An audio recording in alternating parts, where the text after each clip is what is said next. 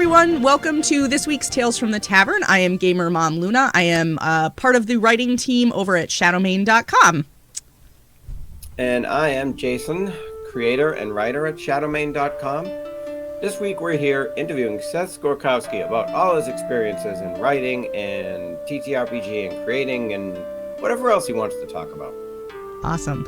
Seth, it's really great to have you here. So tell us a little about who you are, where people can find you around the internet, and then we'll get into asking some questions. Sure. Well, thank you for having me. Well, I am Seth Skorkowski. I am a fantasy novelist originally, and then one day on a kind of whim, I decided to start making some YouTube videos about tabletop role-playing games, and that ended up cresting past my notoriety as an author. So now instead of being a writer YouTuber, I'm a YouTuber author, and it is at the YouTube channel with the highly imaginative name Seth Skorkowski. So good luck spelling that. That was a good choice on my part. Where I talk about, I do just different game reviews. I'll do kind of RPG philosophy, just kind of concepts or how-tos. Sometimes I'll do just really goofy, dumb videos just because that happened to be my mood of just doing a really silly video. So I do that. I've also written for a couple tabletop companies now. So I've written with Chaosium, Mongoose, Stygian Fox, and one more I'm not allowed to name yet, but there's a fourth in the pipe.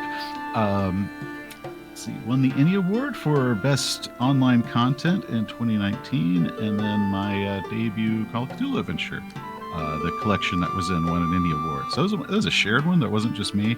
It's weird saying I'm two-time winner. Basically, it was a huge group project, and my part was not so bad that it dragged everybody else down. So that's me in a nutshell. Oh, I do a podcast, Modern Mythos. Man, I do a lot. So, anyways, that's me in short. You never notice how much you do until you have to list it all out. I know. Yeah. All right. So speaking of you do a lot, I wanted to ask you, because it seems like you're really busy. Do you have time for fiction writing anymore, or has TTRPGs consumed your life? The channel has pretty much become the main thing that I do. I've done a couple little short stories, usually if they're requests. I did Dystopia Rising. Onyx Path wanted to do a little collection of stories when they released their Dystopia Rising RPG. So they asked me. So I've technically written for Onyx Path, but that was fiction. And there was a Black Raven story that I've done based off of just requests. So, but as far as sitting down and writing my novels, no, it's really just become the channel primarily, and a lot of that has to do with writing a novel is, it's 9 months at least, 9 months to 15 months depending, and then you have to go through months before. Which I have an agent now, so I don't have to go through that ordeal again. I shaved a year off, but then you have to go through about a year after you've turned it into your agent of going through all the edits and after they've sold it and all that. So I think, I forget who said it, but writing a book is a lot like telling a joke and waiting 2 years to see if it's funny. And by the time the book comes out, you are so sick of it. That is also the secret. Every author, by the time their book comes out, is so sick of it because they've gone through all the editing rounds. They're like, just get this over with. I'm on to my next thing. I'm probably 9 months into my next thing. But with YouTube channel, it's like I do a video every other week usually. So I kind of have like a week off between, and then I spend a solid week putting together a video. And then it's out there. I get instant feedback, and it's like, cool, on to my next project. So that works a lot better with my ADD brain as far as instant feedback. It's instantly out, and I'm now on to something else. So.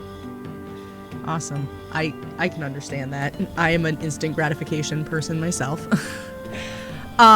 So going to TTRPGs, you're sort of known for your interest in Call of Cthulhu. So what do you think some of the major differences are between Call of Cthulhu and D&D? And do you find that they attract different types of players? Definitely different types of players. D&D is one. It's the gateway. I think most players, finding people that didn't start with D&D is they're the rarity. Most players, even the people that own the other publishing companies that do vastly different things, they started with D&D because that's usually the gateway, and then that appeals to. You've got your fantasy setting, your kind of classic castles and swords and horses, but then it's also heroic. So you're playing your heroes. You get more powerful, and you fight monsters, and you're epic heroes. Call of Cthulhu is investigative horror. So just based off of themes, we're now in a different realm entirely, and that is more about discovery, as well as the horror. A lot of people only call it horror. It's like, it's investigative. I consider it as much Agatha Christie as I do Lovecraft, because solving mysteries is the key part. Player characters are called investigators. So that's the difference of theme. Your characters are not epic heroes. They're usually average people, like a cab driver and the person that works in the used bookstore have an adventure together. So it's not larger than life. You're very fragile. So things, monsters or bad guys are very serious threats, because you do not gain more hit points as you gain experience. It's what's called a skill-based game. So instead of having character levels, like I'm first, second, third level, you just have a lot of skills, and those individually go up as you use them. And which I also prefer that style. Mechanically, the other one is it's off of a 1 to 100 scale. Mm-hmm. So if you've got a 60% in library search, that's your skill roll. Well, your roll percentage dice, you get a 60 or lower, congratulations. So it is also really simple because there's no math. Yeah. Just, did you roll under it? Cool. They know math. But it is much more role play centric as far as it's a completely different approach. So they're very different, but a lot of the times people will start with D&D, they'll do that, and then they kind of start looking around going, man, what else is out there? And that's when they kind of wander into the dusty corner of the local game shop. And that's where we're waiting. All right. So Call of Cthulhu, they have a mechanic for PC sanity. What do you think that represents in the game? Because that's a standout from a lot of other RPGs. Okay. So sanity it's kind of a combination of things. It's actually one of my I've spoken about in length. Like, if I could change one thing about Call of Cthulhu, I would do a couple tweaks to this. But in the Lovecraft stories, where it got its name, and it's in that mythology of the Lovecraftian world, very often your characters, as they are discovering the real truth of the world, are losing their grip, and will have bouts of madness as they're kind of losing their mind.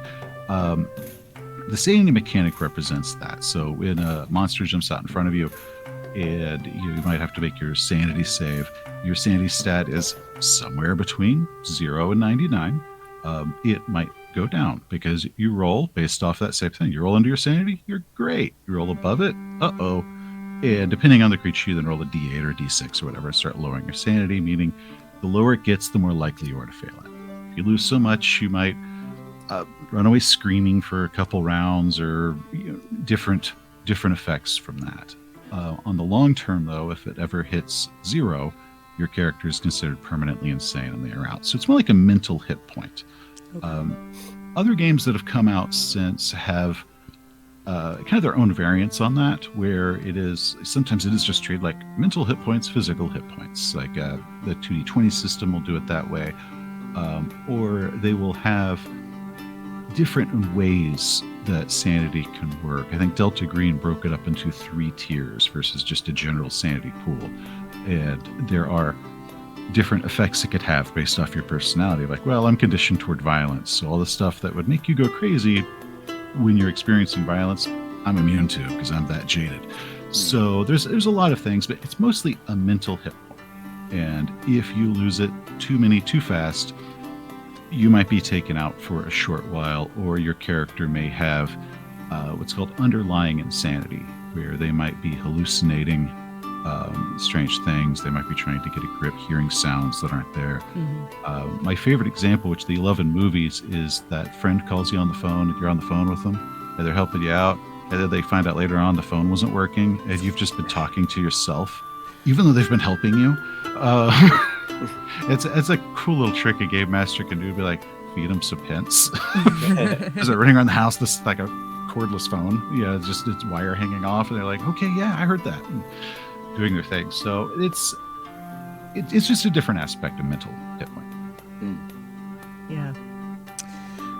So changing gears a little, before we started recording, we were talking a little about Twitch and YouTube and that sort of thing. So the majority of my experience has been recording and live streaming on Twitch, but you have done primarily YouTube. So we were curious if you have any experience or any advice for YouTubers out there that want to get into, doing a talk show or an actual play or anything like that. Well, so what I do is it is all recorded and edited beforehand. And so my method is I learned very quickly that I need to go ahead and script it, because if I don't, it's full of a lot of ums and ahs, and I'm trying to figure out how to word things right, or afterwards I'm like, oh, I forgot to mention blah. So I will script it. You don't need any fancy equipment. Originally, actually, for the first 4 or 5 years of my channel, my teleprompter was literally a laptop directly underneath my camera that had it up as just a slideshow. It had basically 2 sentences per slide. There was like huge font, and I could glance down. I was mostly using that as kind of my notes to remember what I was saying, so I didn't look like a complete fool. But go ahead and write that out. There are a lot of free editing softwares out there that you can use to edit the video. Microphones are more important than a nice camera. That sounds, I say that all the time. That sounds so against what people think when they think of YouTube. But nope, people will handle a fuzzy video long before they'll handle you sounding like you're talking through a soup can. But the big thing that I do recommend with people with YouTube, because the technical stuff you can figure out, and you can get better equipment as you go, is find your own voice of what you want to talk about. The key principle to YouTube is it's you. People will come to your channel because there is a video topic that they stumbled across that interests them. That will bring them there.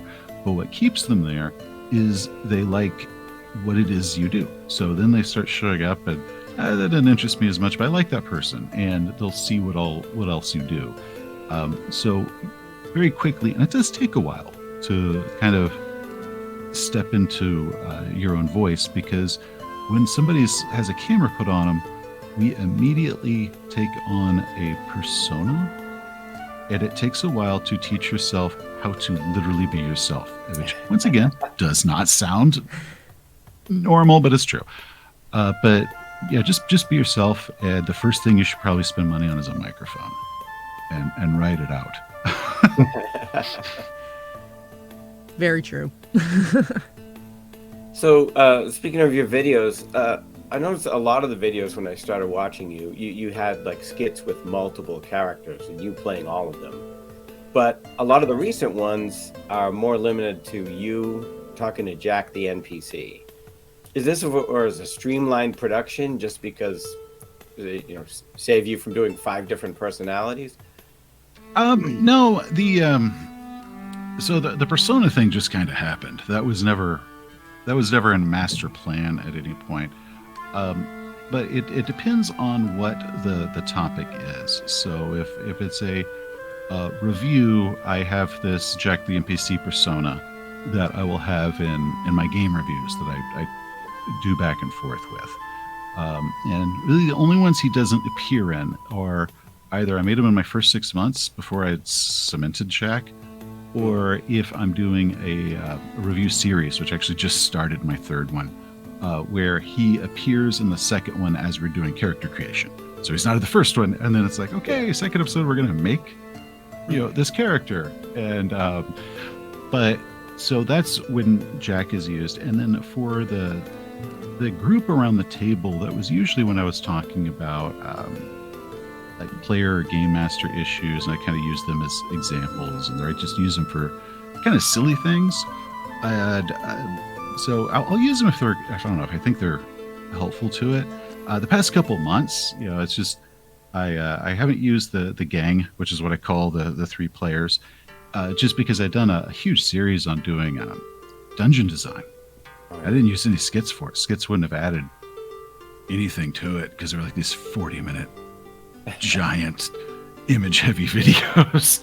And I was like, I could throw in a quick little joke, but it's like, I'm just adding length to this already beast, and I don't think it adds any any value to it. So really, it's just the only reason there's kind of like a dry moment right now is just what I chose to do it on. So the setup for them does take a while. I hate dweebles. I really hate doing that one because I didn't know I was committing. I did a skit one day and I had established this long-haired player. They didn't even have names. And I wanted to have them talk to 2 other people. So I kind of threw together these 2 cheesy little outfits as fast as possible. And one of them, I just decided to do this like really extreme like comb over with a like ridiculous amount of gel in my hair. And had I known I was going to be doing this for like the next forever, I would have absolutely not done that, because it's like, oh God, now's the part where I have to like actually like smear my hair as far over with all this gel. And it's like, okay, and I probably would have gotten a hat. So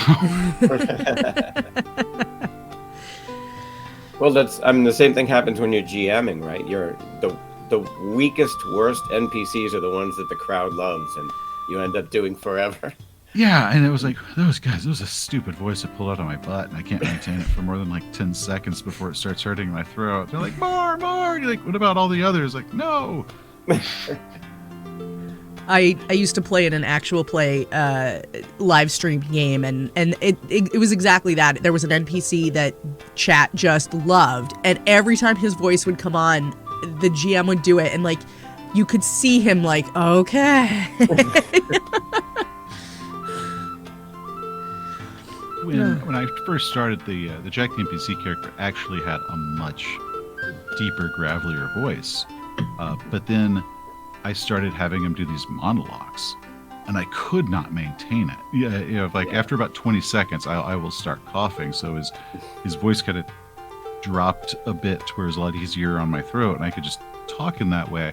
But the earlier ones, which it's hard to tell because my microphones were awful, it was much more.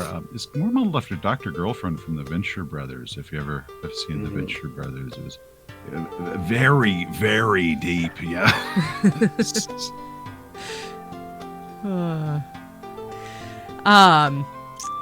So what is going back to talking about just RPGs in general? What is your favorite RPG adventure module, whether it's for D&D or something else?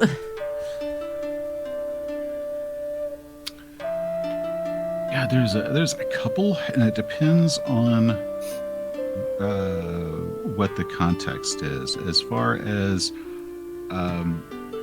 ones that I think are just wonderful is for Call of Cthulhu, there is Edge of Darkness, and that used to actually be in the one that you got when you got the book. Edge of Darkness was in the back, and now it's in the quick start thing. And I think it's just a very tight adventure, and we had an absolute blast playing it, and I had a lot of fun with it. But there's also been several others. Let's see. I've always been very partial to Secret of Bone Hill. It was an old AD&D adventure that I've always described. It's a miniature campaign setting that's pretending it's a module, because it's like this whole countryside and this village and all these people and all these little sub-adventures everywhere. And it doesn't really have a module's plot. It's more like, hey, in 20 pages, here's where you're going to spend the next year of your gaming life, on this, traveling around through all that, which is what we've done. I played that when I was very young, and then I ran that, and we just used the village or the Bone Hill area for it's about a year. So that one, but it's also has a lot of nostalgia factor for me, just because I had such a good time with that one.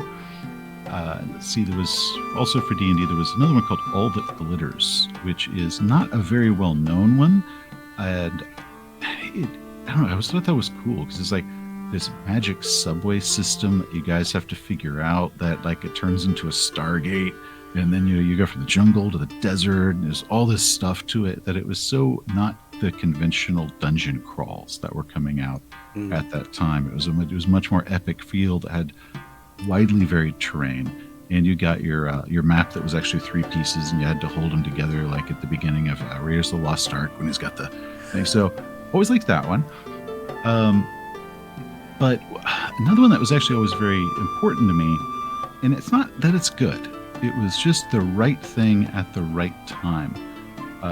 When we started playing as our primary game, Cyberpunk 2020, we'd planned to play this like a side gig for a few years, but finally when I'm like, this is going to be our primary game now, you went on eBay and I'm buying lots of books because instead of one at a time, it's like somebody selling their old collection. It's like, cool, I'll give you $40 for everything you got. And I ended up with a lot of modules. I never used modules because I was brilliant, and I ended up reading one that was called Thicker Than Blood, and it is a mystery for a missing boy. And having never actually read the way that they would do adventures, it completely changed how I played the game after that, because we had been trying to play it like D&D with guns and skyscrapers, and how it used the skills and how it wove the plot and how it did a mystery completely changed everything for us. And it was like, oh, I'm going to keep reading these to see what other cool ideas that I didn't know about. So it's very special to me. It's probably not that good, but I will always have a very rose-colored glasses towards it. Say, you were the one that taught me that I had no idea what I was doing. So I think we all have something, whether it's a TTRPG or other like that, that comfort thing you gravitate back to. For me, it's like 90s movies, whatever. Oh yeah, that it's just the right place, right time. And you might even be able to acknowledge it. It's not that good, but it's mine forever. hits the spot. All right. Could you give any advice for running horror in TTRPGs? Okay. With horror, the big secrets of horror is, one, your players need to know that we're walking into a horror situation. There is a fantasy that we will surprise them with. It's a horror situation. But especially if you're doing something like D&D, it does not go over well. They have to be told, because with horror, it's not something you can just attack the bad guy up front. It is usually some unknown thing that you have to come at sideways. You might not be entirely sure what it is. And if the players believe that they need to charge it head on, it's not going to go as well. But if they know it's horror, they are more likely to approach it that way, because we all understand around the table, this is the mood we're going for. So they're less likely to do all the cutting up and all the goofy stuff you do when you're playing, and fall into that sort of frame of mind. Mm-hmm. There was a famous Lovecraft quote talking about the most powerful emotion is fear, and the most powerful fear is fear of the unknown. And that's part of the don't necessarily show the bad guy. Or the monster is every piece of thing that you tell them about it is one less mystery they have to solve about it. Which is why a lot of the older horror movies, when special effects were god awful, at first you'd see like a hand reach in through the window, or you'd see some footprints. You never saw what set the footprints, or a shape in the darkness as it's kind of building up the reveal. just to have it jump out in front of you. It's like, well, okay, well, the surprise is over. That's the monster, and it loses that effect. And Jaws ended up doing that from just due to technical issues, and it was considered a masterpiece. If they had released it the way they originally wanted to, it probably wouldn't be remembered as being that great, because it was originally going to show the shark a lot. Mm. Bruce the shark just broke, and a masterpiece was born. So instead, and don't have it be like, oh, it's orcs, because everybody knows what an orc is. Have them have to discover what it is. It literally could be an orc, but the less that they actually know about it, the better, because especially with a lot of certain creatures that you might find in the monster manual, your players can recite, oh, this is its weakness and all this. Like, no, they have to discover its weakness. They first need to discover what it looks like, then what it can do, how many of them are there, and all of that. And that not knowing all the information is really where the horror can come from. There should also be a sense of powerlessness against it. This shouldn't be something they can just beat up. And it should be a real threat. Either it can kill them, or it can knock them out and take them out of the adventure or whatnot, to where it's a real threat. If the monster can't actually hurt you, it's not that threatening. If the monster is like, oh my god, and it's a real threat, that's also where the fear comes from, because you're outmatched. Makes sense. So that sort of is a nice way to lead into our next question, which is if you have any advice for any creators who are looking to write any sort of mystery scenario. It seems kind of like some of what you just said kind of would play into that, but if there's any other advice that you have. Yeah. With mysteries, a lot of, I think a lot of the general advice that you see whenever you go looking up like how to game master and how to write an adventure needs to go right out the window. Because with a mystery, you should know the who, what, where, when, why, and how before it begins, because we are going to make a plot and your players are going to pick it apart. We're under a fine-tooth comb. And there is a classic piece of advice which I love the concept for, of, well, if your players have an idea that that's what it's going to be, and now they feel like they're smart because they figured it out, it doesn't work as well in a mystery, because all of a sudden we start having a lot of plot holes popping up, as far as like, wait, they couldn't have done this because they were here and here. So go ahead and write out who your bad guy is, what their motivation is, why they did it, how they did it, yada, yada, yada. And then come up with clues. Clues are the big part to it, where they will find a clue at the scene of the crime that leads them to this location, where they can discover this. They can send them here. I always recommend have it to be, you've got at least 3 locations. You've got the start, 3 locations in the end. And you can increase the location part in the middle, but you want it to be where you go to the first one and you find clues to either all 3 or maybe 2 of them. And then you go to one of those and it might tell you about the other 2 or whatnot. There's also a good need for redundancy, because being a tabletop role-playing game, and this is true, if you require that they find that clue by making a skill roll, I don't care how easy that skill roll is, they will not make that skill roll. So have redundant clues. The other big thing is they don't actually need to be that difficult. I think a lot of people are trying to like come up with the next Poirot overly elaborate mystery. It's like, your players aren't storybook characters that are being written by the author to magically come up with the answer at the right time. It's your buddies, and your buddies are kind of dumb. So it doesn't need to be that elaborate, because as they figure out, they're going to be the ones solving it. Since they've got every option in the world and they chose the right one, they're going to be pretty proud of themselves. So it doesn't need to be so elaborate as some award-winning mystery novel that somebody's supposed to sit down and read. This is something for them to figure out. So the Alexandrian has what he calls the 3-clue rule. Is for every thing that you want them to figure out, there should be 3 clues somewhere that support that. I also like to add they should be all discovered different ways. So if this one's found by a search or spot skill, the other one is found through a charisma check, and the third one might just be found if somebody says, "Hey, I'm going to check the trunk of the car. Is there anything in there?" Why, yes, there is. Where it's not even a skill roll. They just have to say the right thing.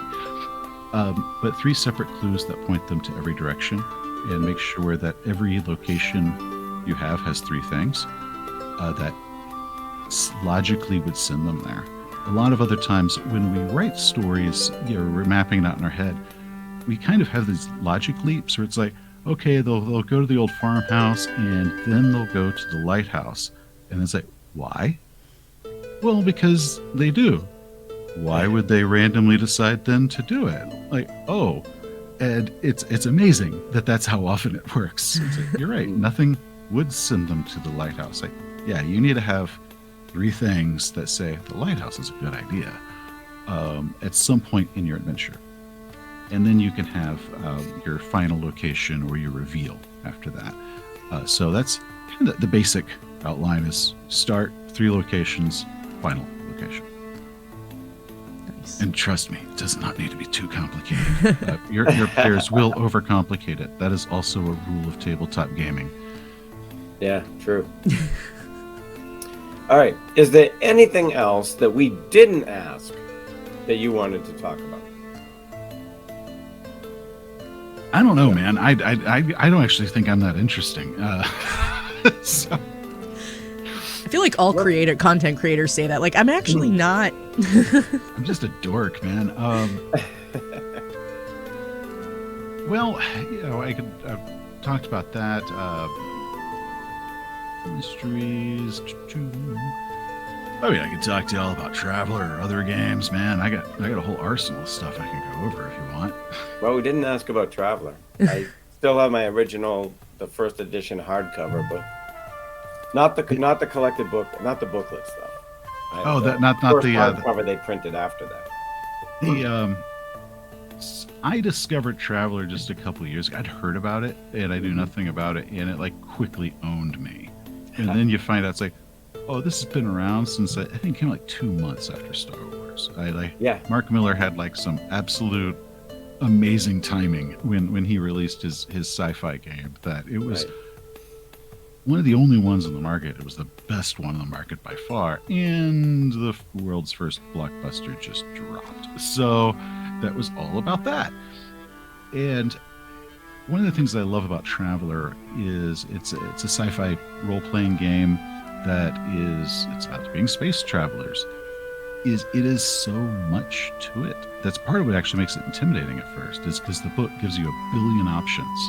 And a lot of people think, I have to do all this? Like, no, it's a toolbox to make endless worlds. But it does have the aspects of, it's not character level, it's character skill. Your characters are very mortal.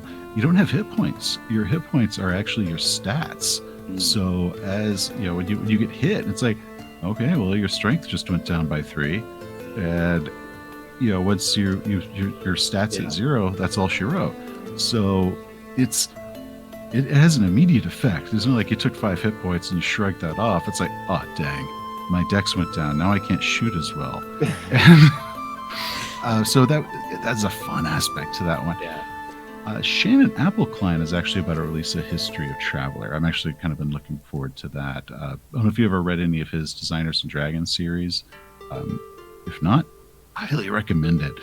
But he's about to release basically a full book about just the history of Traveler and Mark Miller.